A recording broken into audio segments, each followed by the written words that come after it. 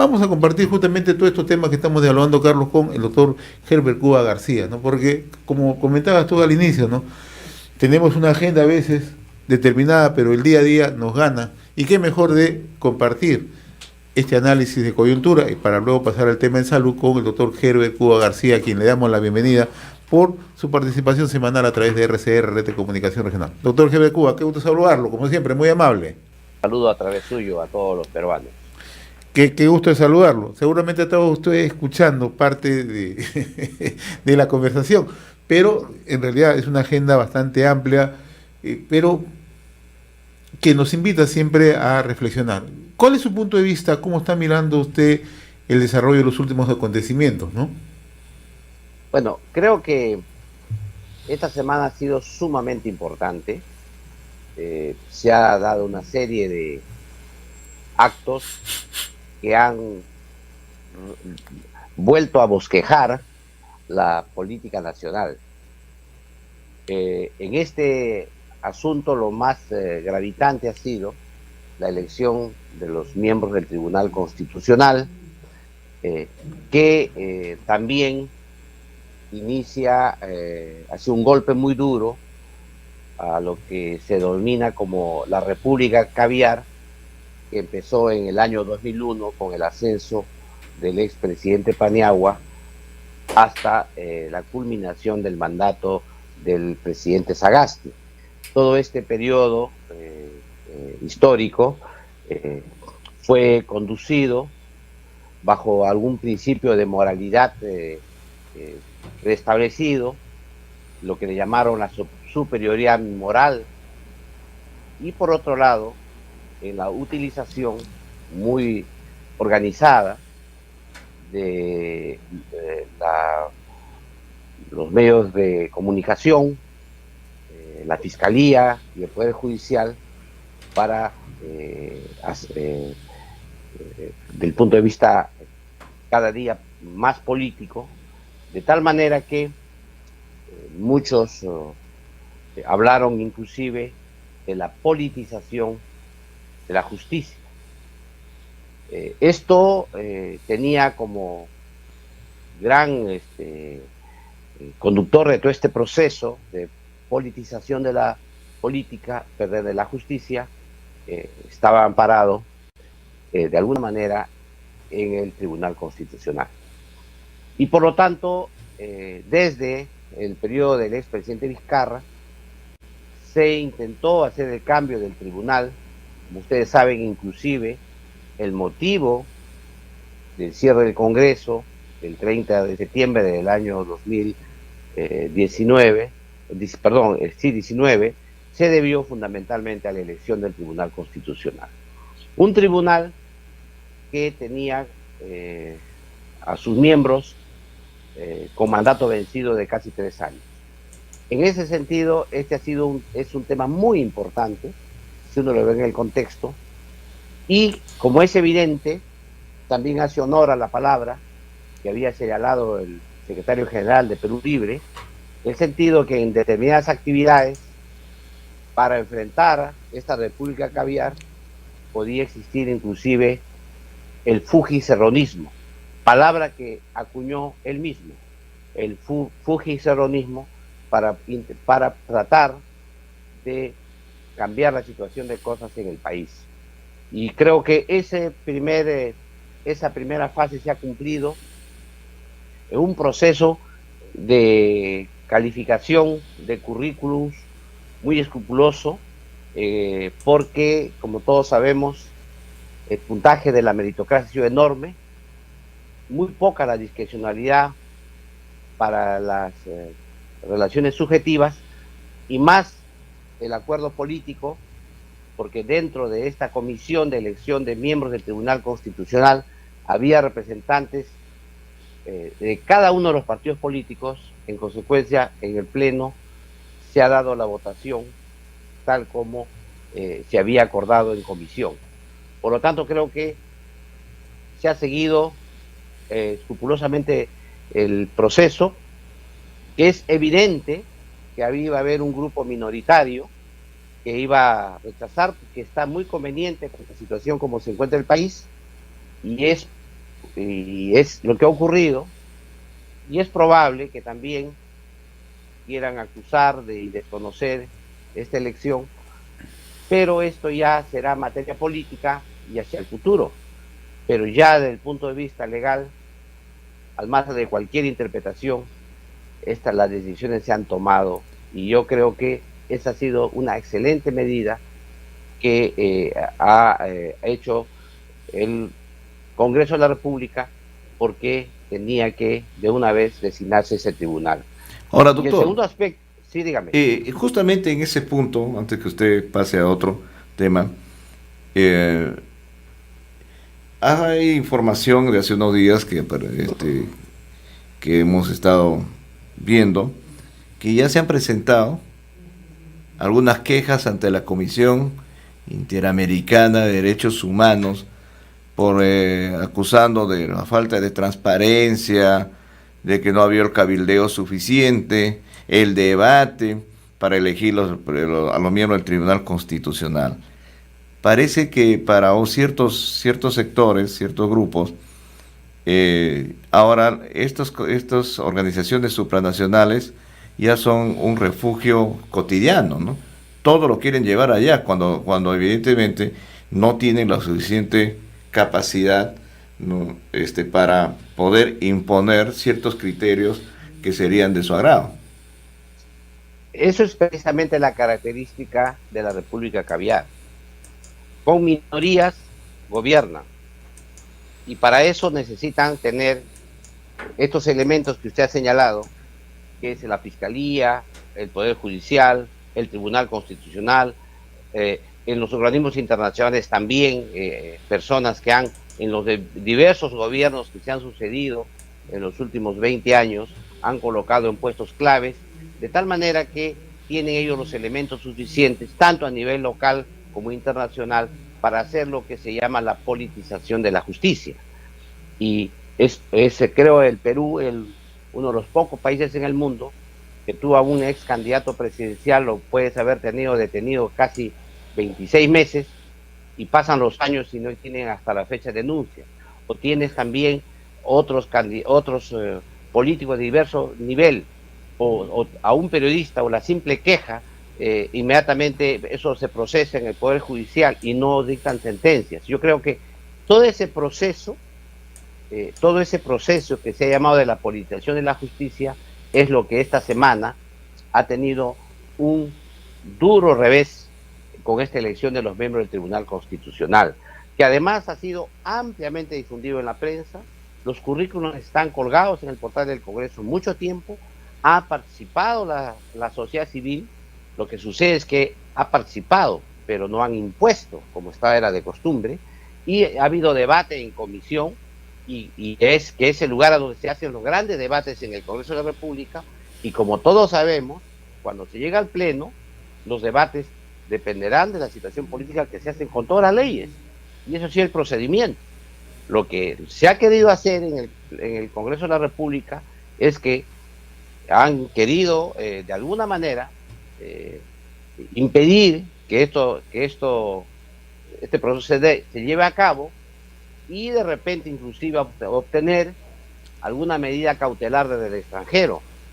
Por eso que creo que ha sido muy oportuna también que de una vez los miembros del Tribunal Constitucional hayan juramentado el día de ayer, porque eso es lo que corresponde, en vista de que los magistrados anteriores ya tenían el plazo vencido de más de 3 años. En consecuencia, creo que todas estas medidas que se han tomado tienen una única finalidad: de impedir que persista esta forma de hacer política que hemos tenido en los últimos 20 años.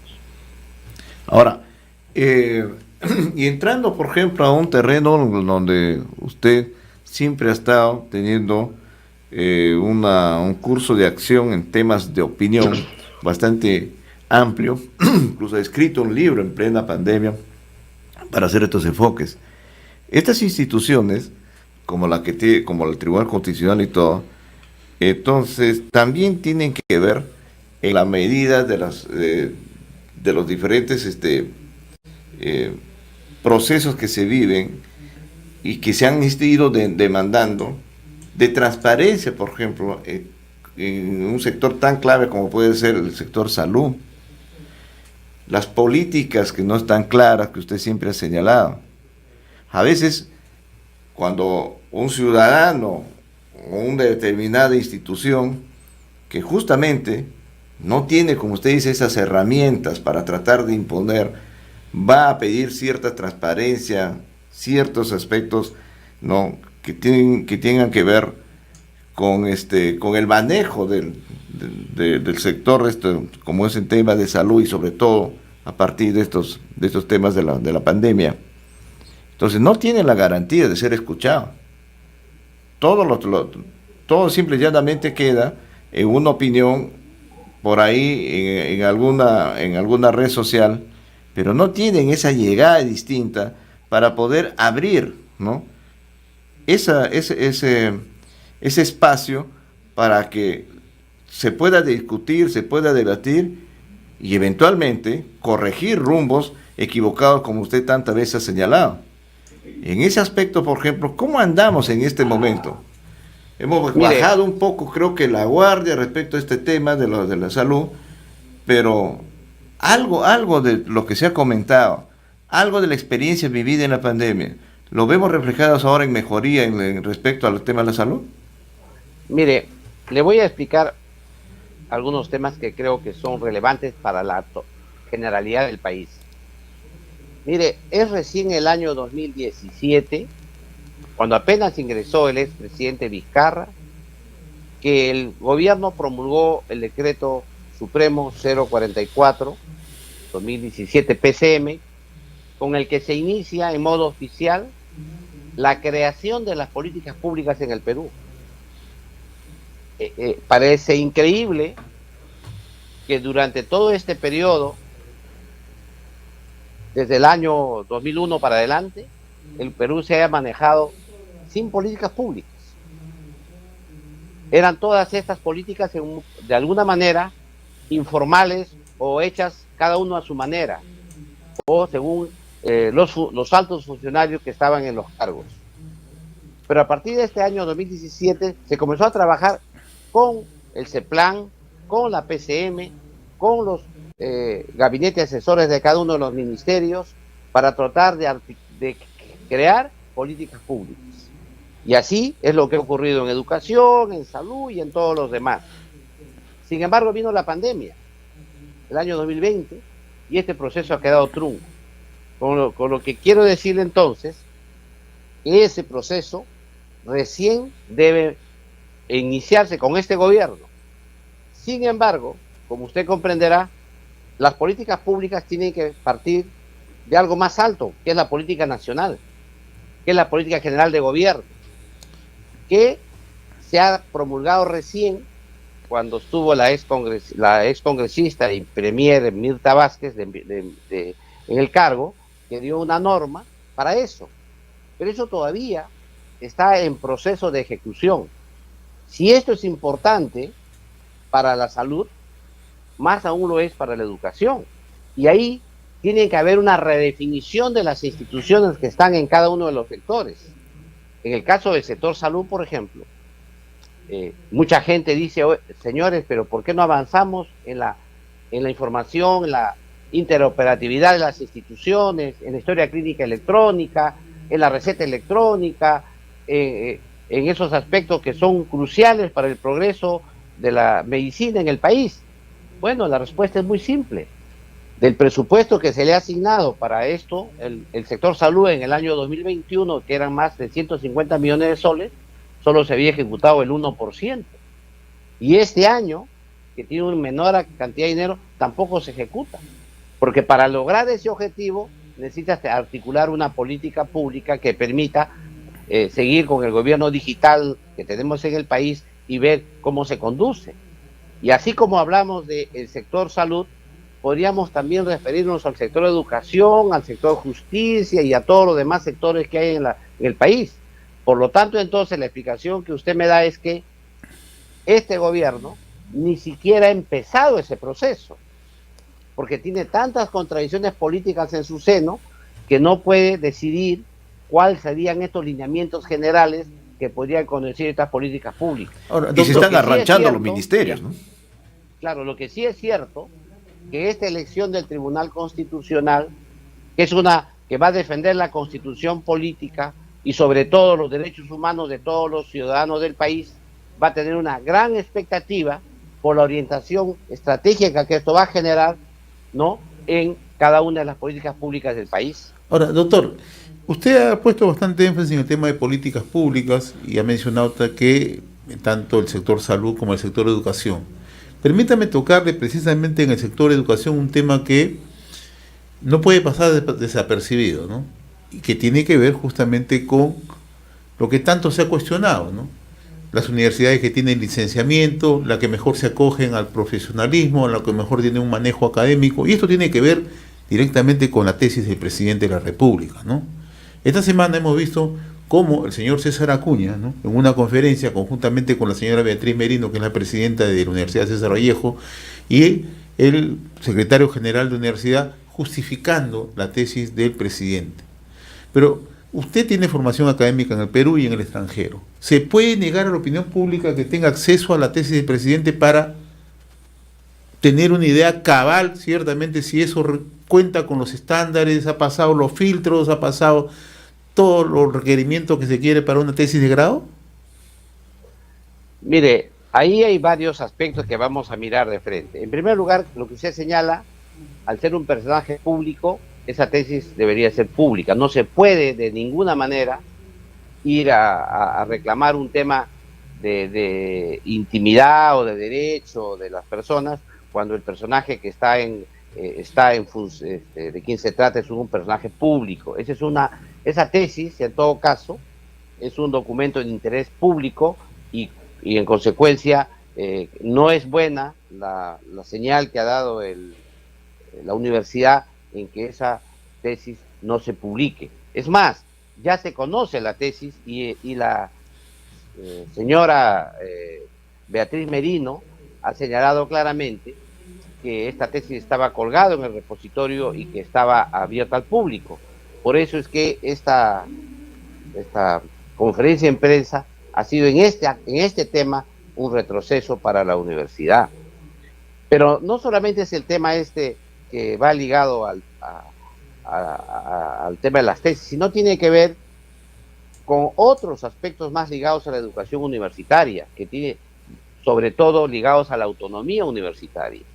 Y esto hay que reconocer que a partir de la creación de la SUNEDU que hubo en el país, estos aspectos de la autonomía, sobre todo para las universidades estatales, fue sumamente violada, y por eso es que ha habido quejas de diversas universidades públicas, sobre todo en función a la autonomía. Pero eso no ocurría con las universidades privadas.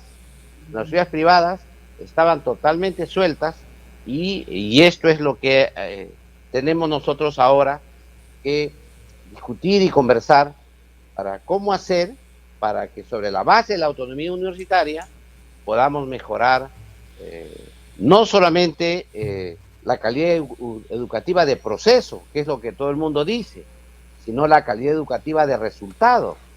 Por ejemplo, en los Estados Unidos, un ciudadano que viene de cualquier país del mundo, dice que es médico, da un examen nacional de medicina en los Estados Unidos, aprueba el examen y automáticamente ejerce la profesión en el país, y al país no le interesa si su universidad tenía piso, tenía techo, tenía luz, no tenía luz. Lo que le interesa es la calidad de estudiante y de su formación que ha tenido, que se demuestra en un examen nacional de medicina. Eso ocurre también en el Perú. Hay lo que se llama el ENAM, que es el examen nacional de medicina, donde los estudiantes que terminan la facultad de medicina dan exámenes y al final aprueban el examen y pueden ejercer en el país. Ahí viene el problema, exactamente ahí viene el problema, que en el Perú se da el examen y las universidades que participan dicen, sí, pero das el examen, pero si no apruebas el examen igual ejerces. Y eso es un dato que hay que corregir, que es evidente que nadie da un examen por amor al arte o por el deporte, uno da un examen para aprobarlo. Sin embargo, la ley dice que hay que dar el examen pero la ley no señaló con precisión. Hay que dar examen y aprobarlo para ejercer. Parece una redundancia poder dar examen y aprobar. Sin embargo, los abogados, los litigantes, las universidades interpretan que hay que dar el examen y la ley debe decir también aprobado. Y eso hay que corregir. Pero ese sistema de calidad es mucho más efectivo, ¿no?, que señalar simplemente que la universidad tenga una serie de requisitos para que funcione. El caso en medicina es clarísimo. Las universidades que siempre salen en los primeros puestos son las universidades que ya conocemos de prestigio, y las universidades que salen últimos en el ranking de examen de medicina son las que siempre se hablan como las que son las más cuestionadas. En este caso, por ejemplo, concreto, la Universidad César Vallejo ocupa casi el último lugar en el ranking de universidades que dieron este examen. En consecuencia, estos temas son los que tienen que evaluarse para que, sobre la base de la autonomía universitaria que se tiene, se busquen nuevos criterios de calidad que deben ir acompañados, como lo hacen otros países, quizá en la calidad de ofrecer buenos resultados, más que en el proceso en que se enfocaba la SUNEDU actual, y que ese proceso le sirvió también, igual que en el Poder Judicial, para politizar la justicia, también para politizar la educación, porque hay una serie de cuestionamientos, algunas explicaciones que se han tenido en la SUNEDU sobre la malla curricular y otros aspectos. Por eso es que ahora creo que es muy importante, a raíz de estos cambios que ha habido en el Tribunal Constitucional, que se vean nuevos enfoques en el sistema educativo, nuevos enfoques en los derechos a la salud, nuevos enfoques para tratar de resolver de mejor manera esta situación nuestra.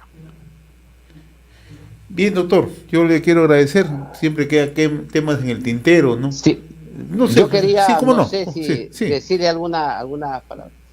Yo he escrito esta semana un artículo sobre salud que me ha preocupado muchísimo, porque las emergencias de salud están en un estado muy deplorable, y quiero expresarle a usted el sentimiento de pesar que tengo, porque he mirado la emergencia del Hospital Rebagliati, por ejemplo, donde los ancianitos están sentados en sillas, como si fueran jóvenes, en una sala de espera, como si estuvieran esperando en una empresa bancaria, o un consultorio externo de un hospital, o un centro de salud, y no en una emergencia. No tenían una camilla para que poder recostar a las personas, menos una silla para que el familiar se siente al lado de su familiar. Enorme cantidad de vigilantes, la puerta de ingreso es inexpugnable, tremendas paredes con barrotes de fierro y vigilantes por doquier, enorme cantidad de vigilantes, y médicos que entran al turno y que tienen más de 40 pacientes ya en espera del turno anterior, y es evidente que ese maltrato no se lo merece ningún ciudadano del país. También ocurre eso en una situación en que parece que se trastocan los valores. Se da mucho mayor énfasis en invertir en más personal de vigilantes para custodiar a la institución o a los funcionarios, que contratar más a médicos y profesionales que resuelvan el problema de la salud. Creo que aquí la misión de la institución se ha distorsionado, y creo que este tema de la emergencia de esta institución es clave, porque la población, cuando acude a una emergencia, no va por gusto. Aunque, claro, algunos funcionarios, en algunas preguntas que le hice, me decían, no, en modo peyorativo, la gente va a la emergencia hasta por un gas. Y esto, lamentablemente, me lo han dicho en mi cara. Y yo decía, pero increíble que piense así un funcionario de alto nivel que debería regentar las emergencias de salud, ¿no? Todos sabemos que salud tiene una demanda insatisfecha, hay una brecha enorme de pacientes que no logran tener una atención adecuada porque faltan recursos para mejorar su asistencia, pero el Congreso de la República les ha dado leyes. Por ejemplo, les ha dado la ley para que los médicos especialistas voluntariamente, si desean, puedan trabajar hasta los 75 años. ¿Para qué? Para que los para que hayan especialistas que atienden a los pacientes. Luego les permitió también el doble empleo en situación de emergencia, si necesitaban médicos para que contraten. Sin embargo, nada. Luego se dio autorización para que amplíen las plazas para médicos residentes, ¿sí? Para que hagan la especialidad, con la finalidad de que el salud pueda mejorar la oferta de médicos especialistas para atender a la gente. Sin embargo, tienes una proporción como de 40 funcionarios y vigilantes en la emergencia frente a un médico. Entonces es increíble que estén 40 personas mirando que el médico se apure con la atención porque tiene cola y todos piensen que así van a resolver el problema de la salud. Y por último, cuando el paciente ya mortificado porque está sentado en una silla con su emergencia, que no se siente bien, firme su alta voluntaria y se va. O sea, la alta voluntaria sale como para decir, señor, usted exonérenos de responsabilidad de la institución, firme usted aquí que usted exonera, que no lo va a acusar a nadie, y usted se va a morir a su casa. Yo creo que eso, que he constatado, ¿no? Yo creo que eso tiene que pasar, tiene que resolverse. Y desde aquí, hoy, el día de hoy, quiero expresar esa enorme insatisfacción y que espero que el gobierno, en este caso el Ministerio de Trabajo, de quien depende Salud, que es adscrito a esa institución, deba resolver estos problemas en el más breve plazo. Muy bien, doctor Herbert Cuba García, hemos tomado conocimiento de este tema que usted en la parte final nos ha explicado y vamos a hacer el seguimiento correspondiente.